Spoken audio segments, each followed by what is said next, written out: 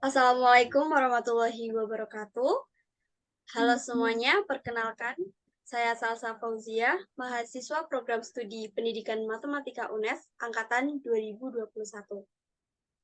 Selamat datang di podcast saya kali ini, yang akan membahas topik yang sangat menarik dan relevan, yaitu pemanfaatan teknologi dalam pengenalan lapangan persekolahan mahasiswa program studi Pendidikan Bahasa dan Sastra Indonesia.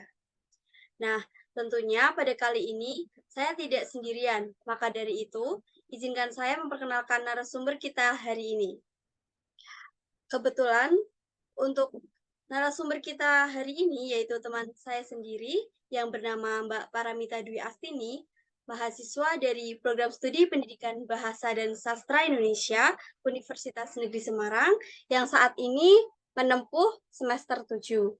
Nah, kita sapa terlebih dahulu narasumber kita. Halo Mbak Mita, bagaimana nih kabarnya? Halo Mbak Salsa, Alhamdulillah baik. Mbak Salsa gimana kabarnya? Alhamdulillah, baik juga. Kesibukannya untuk saat ini apa nih? Kesibukannya ini sedang mengerjakan laporan sih Mbak, laporan akhir tentang PLP kemarin. Nah, sebelum kita masuk ke topik inti, saya ingin mengajukan beberapa pertanyaan menarik kepada Mbak Mita. Pertama-tama, apa yang membuat Mbak Mita tertarik untuk mengambil program studi pendidikan bahasa dan sastra Indonesia?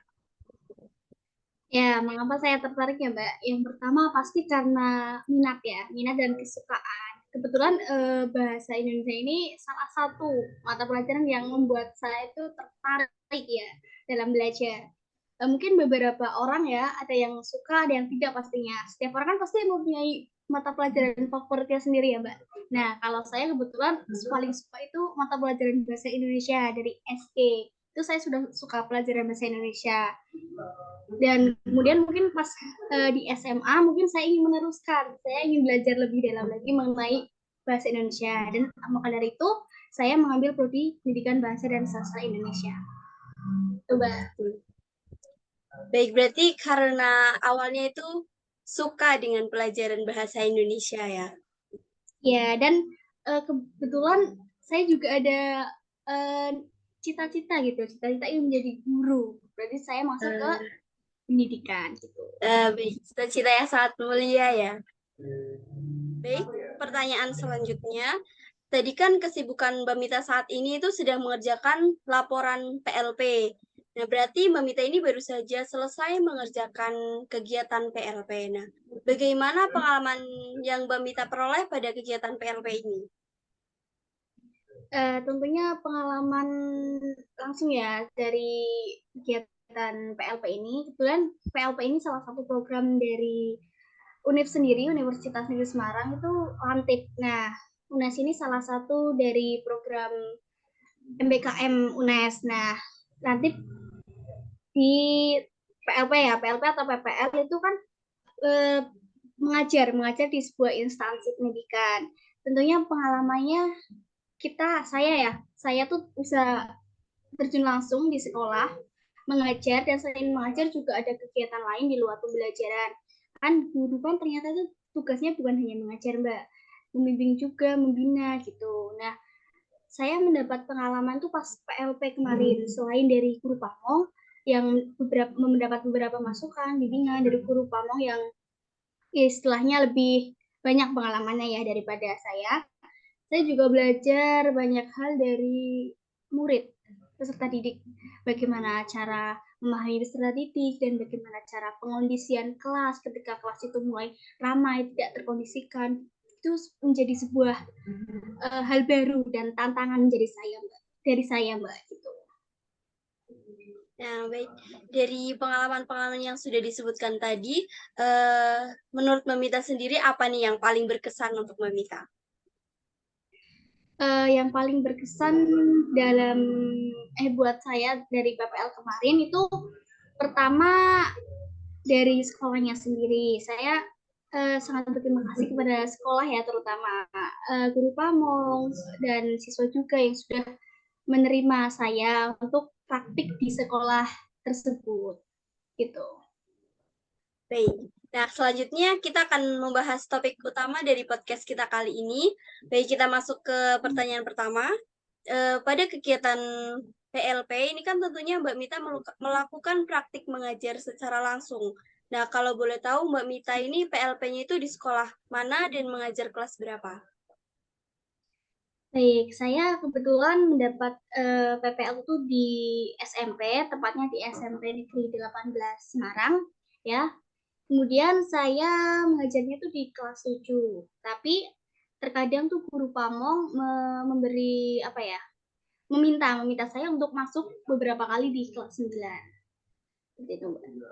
Nah, bagaimana Mbak Mita menggunakan teknologi dalam pendekatan pengajaran bahasa dan sastra Indonesia, terutama pada proses pembelajarannya? Terkait pembelajaran bahasa Indonesia ya dan pemanfaatan teknologi, saya memanfaatkan beberapa platform pembelajaran ya, pembelajaran daring dan aplikasi edukasi untuk memberikan akses kepada siswa ke sumber belajar digital seperti e-book dan materi interaktif, gitu Mbak. Berarti Mbak Mita sudah menerapkan teknologi pada pembelajarannya. Nah, tentunya penerapan teknologi ini dalam proses pembelajaran juga tidak mudah. Lalu, apa sih tantangan terbesar yang Mbak Mita hadapi dalam mengintegrasikan teknologi dalam pembelajaran di sekolah, dan bagaimana Mbak Mita mengatasi tantangan tersebut?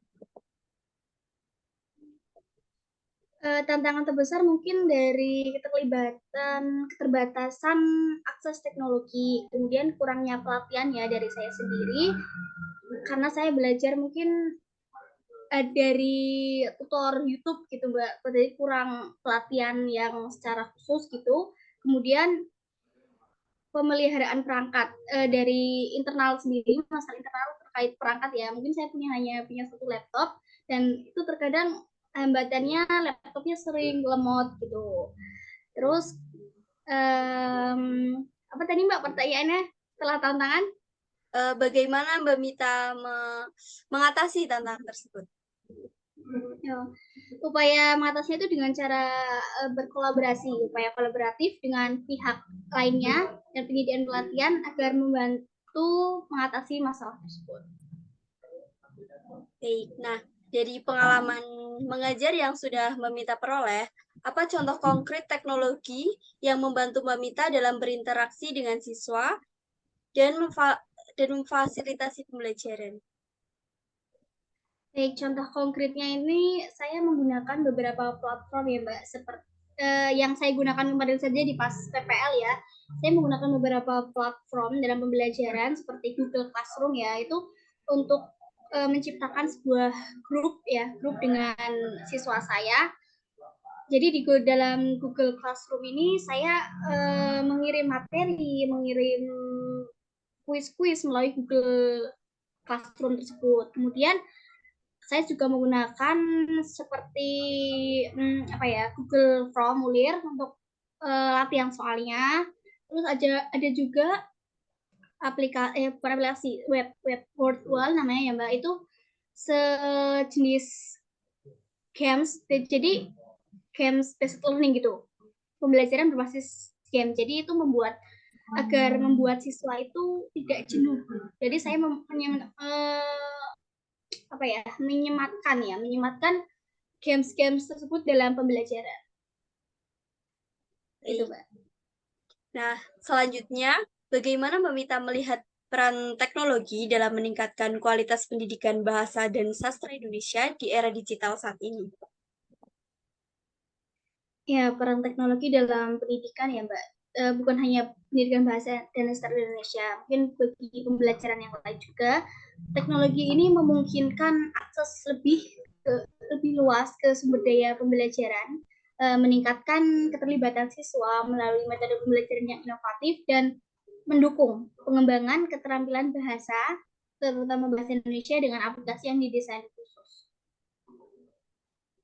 Baik. Nah, terakhir nih, apa harapan Mbak Mita terhadap masa depan pendidikan bahasa dan sastra Indonesia dengan adanya perkembangan teknologi saat ini? Ya, dengan perkembangan teknologi ini kan kita harus bisa memanfaatkan ya. Tentunya tidak bisa dipungkiri bahwa teknologi ini hidup berdampingan dengan kita.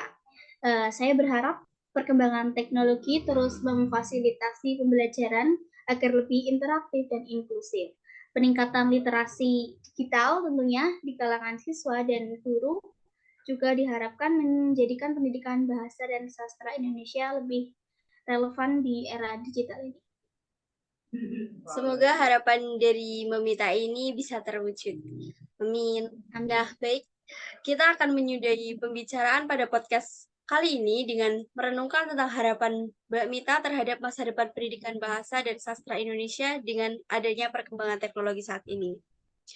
Tentunya diharapkan juga perkembangan teknologi ini tidak hanya bermanfaat untuk pembelajaran bahasa dan sastra Indonesia ke depannya, tetapi untuk pembelajaran-pembelajaran lainnya juga. Nah, sekian perbincangan kita pada podcast kali ini. Jika ada salah kata, kami mohon maaf. Dan sebelum saya tutup, saya ingin berterima kasih kepada Mbak Mita yang sudah bersedia menjadi narasumber saya pada podcast kali ini. Terima kasih, Mbak Mita. Ya, Mbak Salsa, sama-sama. Nah, baik. Saya tutup. Wassalamualaikum warahmatullahi wabarakatuh.